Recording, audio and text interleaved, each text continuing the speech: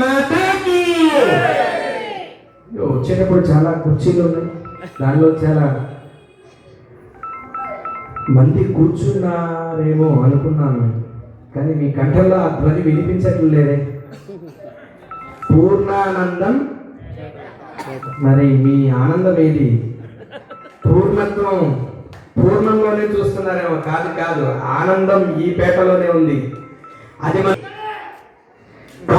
శక్తి సంఘే.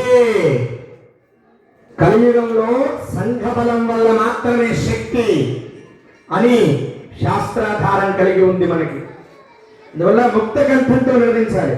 భారత్ మాతాకి.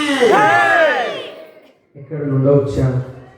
దాదాపు ఇప్పటికి చాలా సభలు మన సంఘ సమూహంలో నిర్వహించిన ప్రతి సభకి ధర్మోపదేశం నిమిత్తంగా వెళ్తూ ఉన్నాం. అయినా మీకోసం కంఠం ఎక్కకపోతే మీలో ఆ ఉత్తేజం ఎక్కడ నశిస్తుందా అని మేము ప్రేరణ చేస్తూ ఎప్పటికప్పుడు దాన్ని సాధన చేస్తూ వస్తూ ఉన్నామే.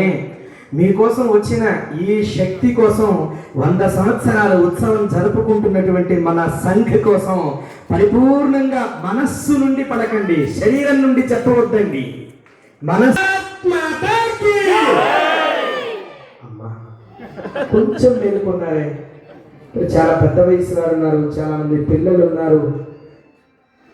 దీనికి ముందుగా సభాయి నమః. సభ పైన ఆశీనమైనటువంటి తోరాటి డివి లక్ష్య సర్వస్తోనోతిరాత్ర ఉత్తమ మహద్భవతే సర్వస్యాప్యే సర్వస్యదిత్యే సర్వమేవ తేనాప్నోతి సర్వం జయతి ఇతి జయతి. సద్గురు సాయినాథ్ భగవాన్ కి. సాయినాథ్ భగవాన్ కి. ఆ భగవన్నామం చెప్పకుంటే వారు మమ్మల్ని ఆహ్వానించారు, చేశారు. ఏమని అంటే ధర్మం అనేది జీవన విధానం. ఇది మతం కాదు. మతం అంటే వ్యక్తికి ముడివేసి ఉంటుంది, కానీ ధర్మం అంటే ప్రకృతికి ముడివేసి ఉంటుంది. దేనికి ముడివేసి ఉంటుందండి? ప్రకృతికి. ఎలా ముడివేసి ఉంటుంది? మీరు వాడే పసుపు కొమ్మ ఎక్కడి నుండి వస్తుంది? ప్రకృతి నుంచి వస్తుంది. నేచర్ మన పొడవి నుండి వస్తుంది. దాన్ని మనం దేవతగా భావించాం. కాళ్ళకి రాసుకునేటప్పుడు, ముఖం పైన పూసుకునేటప్పుడు, బొట్టుగా ధరించేటప్పుడు సైంటిఫిక్ రీజన్స్ తో యాంటీబయాటిక్ గా వాడాం దాన్ని మనం. ఇది మన ప్రాచీన జీవన విధానం. దాన్నే ధర్మం అని చెప్పింది మన శాస్త్రం. దీన్ని వాడని వారు ఎవరైనా ఉన్నారా? ఉండరు. అంటే చిన్న మాయలో ఉన్నారు, చిన్న పుస్తకాలు పట్టుకొని. కానీ ఆ పుస్తకాలు కేవలం మాయ మాత్రమే. పెంచకూడదంటే మనం ముక్త కంఠంతో జై శ్రీరామ్. మన విద్యార్థులు కూడా మేల్కొన్నారు. ఇంకా ప్రశంసించాలి. నేటి బాలురు రేపటి పౌరులు అని వాడుతున్నామే, కానీ నేటి భారతం రేపటి భావితరం అని ఎందుకు మీరు ఆలోచించరు? నేటి భారతం పూర్ణమైనటువంటి ఆనందం అని పదమున్న ప్రదేశంలో మనం ఉన్నాం. పూర్ణానందం.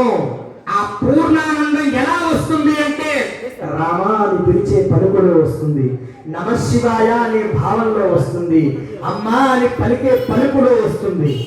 ఈ పలుకులన్నీ విడనాడుతున్నాం. కుటుంబ వ్యవస్థని వదిలేస్తున్నాం. ధర్మ జీవన విధానాన్ని గురించి మర్చిపోతూ ప్రయాణిస్తున్నాం. మానవులం కాదంటే ధర్మ సోపానం. నీకు లోపల ఒకడున్నాడు జీవుడు. వాడు శరీరాన్ని ధరించి ఉన్నాడు.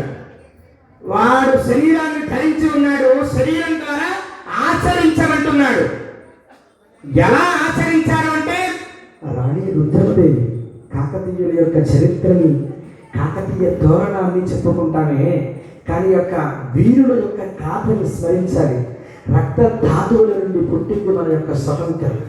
ఈ పొడని ఈరోజు మనం జరుపుకుంటూ ఉన్నటువంటి సమ్మేళనం 75 సంవత్సరాల క్రితం పోరాడినటువంటి యొక్క సుభాష్ చంద్ర బోస్ నినదించినటువంటి జై హింద్ అనే పదం నుండి పుట్టినటువంటి యొక్క సమరోత్సాహ నినాదం. గాంధీజీ ఆశ్రయించినటువంటి యొక్క శాంతి ఒక మార్గమై, ఇటువంటి విషయాలన్నీ గుర్తుపెట్టుకుంటూ వారందరూ పోరాడింది దేని గురించి? భారతీయత గురించి. కానీ వాళ్ళు పోరాడి మొఘలులు వెళ్ళిపోతూ కొన్ని సమాధులు కట్టారు. వాటికి మనం వెళ్తాం, అదేదో తుపుక్కు తుపుక్కని పూసిన తర్వాత వేసుకునేది కట్టుకుంటాం. కానీ ఇక్కడ నమ్మే అయ్యయ్యో ఇంకా పూర్ణంగా చెప్పట్లేదు పూర్ణానందం పేట వారు. మీరు పూర్ణత్వం జనించటం లేదు. హిందూ బంధువు అనే దగ్గర వర్గం ఉందా? వివక్షత ఉందా? ప్రేమతో ప్రయాణం చేద్దాంరా. మనమందరం దుఃఖం కలిగిన వాడిని పలకరిద్దాంరా. వాడి దుఃఖం ఏదైనప్పటికీ ఆచార్య దేవోభవ అతిథి దేవోభవ అనే నినాదాన్ని నేర్పించిన శాఖ రాష్ట్రీయ స్వయం సేవక సంఘ. ఇప్పటికీ సర్వసంఘ పరిత్యాగులు మీకు తెలుసు, స్వామీజీలు మీకు తెలుసు కదా. స్వామీజీలు మీకు తెలుసు, స్వామీజీ అనే పదం వాడికి వారిని గౌరవించడం మీకు తెలుసు.